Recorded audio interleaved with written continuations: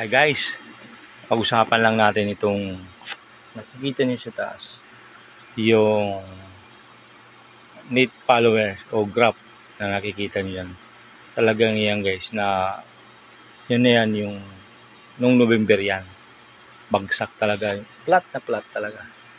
Pero huwag kayong mag-alala guys, ang gawin lang natin manood lang din tayo dun sa mga kapwa nating creators din, mag-comment ng medyo mahaba para mapansin. Yun din, mag-like dun sa mga video na lumalabas dyan sa ating mga timeline. At parang papapansin ka. Yun, siguro yun mababago yung niyan na records or datos na mawala at umangat. Hindi maging flat-footed na tulad na nakikita natin dito sa taas.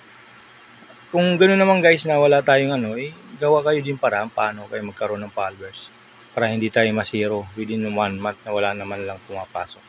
Meron yan. At tulad nga sinasabi nila at sinasabi ko na gandahan lang natin yung ating mga tutorials o video na idinadaload kay Mita para makahikayat na i-follow tayo nila. Kasi kung magugustuhan nila, babalik-balikan po tayo. Upangin natin guys. Share and like, then mag-follow para updated ka sa ating mga usapan. Maraming salamat!